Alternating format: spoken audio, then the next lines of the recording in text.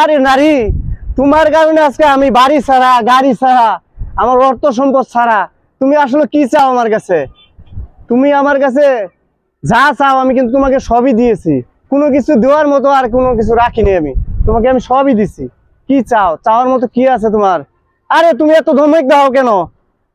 আরে তুমি নিজেকে তুমি অনেক বড় মনে করছো, তাই না?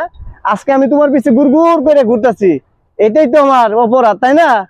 আরে সেই দিনই তুমি বুঝবা, যেই দিন আমি তোমার জন্য কাঁদতে কাঁদতে আমার জীবনটাই ধ্বংস করে দিচ্ছি, সেই দিনই তুমি বুঝবা।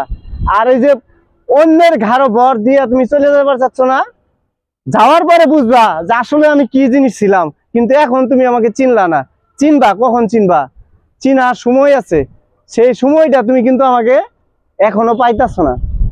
এখনো সময় আছে, তোমার নিজেকে ভুল শুধরাইয়া নাও। তুমি এখনো সময় আছে নিজেকে কন্ট্রোলিং এ আনো। আর এখনো সময় আছে তুমি নিজের সংসারটা ধরে রাখার চেষ্টা করো। কারণ তোমার মাঝে কি আছে, এমন কি আছে? হাই রে শালার পাগল, হাই রে নারী, তোমাকে অর্থ লোভ দেখাইছে। আরো অর্থ তো দেবো আমি তোমাকে।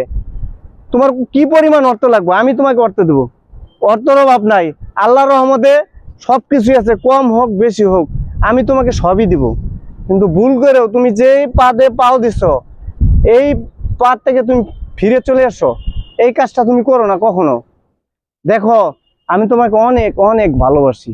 সে ভালোবাসার অপরাধ কি এটা আমার সাজা? আমাকে আর সাজা দিও না, আমাকে আর কষ্ট দিও না। আমি চাই না যে তুমি আমাকে এত কষ্ট দাও। আমি এই কষ্টটা আর সহ্য করতে পারতেছি না, আর সহ্য করতে পারতেছি না আমি এই কষ্টটা। তুমি আমাকে আর কষ্ট দিও না জান, আমি তোমাকে অনেক ভালোবাসি জান। আই লাভ ইউ জান।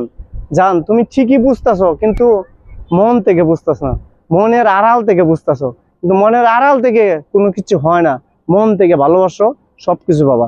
আল্লাহর রহমতে তোমার কোনো কিছুর অভাব নাই, তোমার সব কিছু আছে। সবকিছুর বিনিময়ে তুমি কি চাও? আরে তুমি যদি আমার কলিজাটা চাও না, আমি কলিজাটা টাইম দিয়া ফাইরিয়া তোমাকে দেখাবো আমি আমি কতটা তোমাকে ভালোবাসি। কখনো ভুল করেও এই কাজগুলো করো না। আরেকটা জিনিস ভাই বাদার করে বলবো, আপনারা বিবাহিত মেয়েদের সাথে কখনো ভুল করেও প্রেম করেন না। বিবাহিত মেয়েটার হয়তো বা একটা ছেলে আছে, একটা মেয়ে আছে, সেই ছেলে মেয়েটা ফালাইতে আপনার লোকে যে আবেগে যখন চলে যা, ওই ছেলেটা কিন্তু অনেকটা কষ্ট পা, সেই মেয়েটা অনেক কষ্ট পা। তার হাজবেন্ড তো কষ্ট পাই, সেটা হচ্ছে পরের সাবজেক্ট। তার হাজবেন্ড তো আর বসে থাকে না, পরবর্তী কি করে আরেকটা কিন্তু বিয়ে করে। সেই ক্ষেত্রে ওই বাচ্চারা কি করে, ও বাচ্চাদের অনেক অনেক কষ্ট হয়। সেই কষ্টটা আপনারা দিয়েন না ভাই। আপনাদের কাছে অনুরোধ, রিকোয়েস্ট, আমি বললাম আপনারা এই কথাগুলো আমার শুনবেন মন দিয়া। আর বিবাহিত ভাইদেরকেও আমি বলবো, বিবাহিত নারীদের দিকে আপনারা কখনো ভুল করেও তাকাবেন না। ভালো লাগতে পারে ভাই, ভালো লাগাটা এটা স্বাভাবিক ভাই, ভালো লাগাটা স্বাভাবিক। কিন্তু আসলে কি জানেন, আপনার কারণে একটা সংসার ধ্বংস হয়ে যেতেছে। এটা কি আপনি চান? এই কাজটা কখনো ভুল করেও করেন না ভাই। এই কাজটা যদি আপনি করেন ভুল করে, তাহলে এই সংসারটা কি হবে জানেন?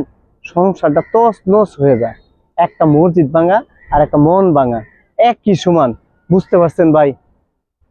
এই কাজটা কখনো ভুল করেও কোনো নারী, কোনো পুরুষ ভুল করেও করবেন না। এই পথে পা দিয়েন না, এই পথে পা দিয়া সংসারটা ধ্বংস করেন না। আমার খুব কষ্ট লাগে এই জিনিসগুলো আপনারা যখন এরকম করেন। কিন্তু আমি চাই না যে আমার মতো অথবা আপনার মতো কোনো নারী এভাবে চলে যাক, এটা চাই না। পুরা ফ্রেম নিয়ে নেন, সমস্যা নেই, পিছাই নেন।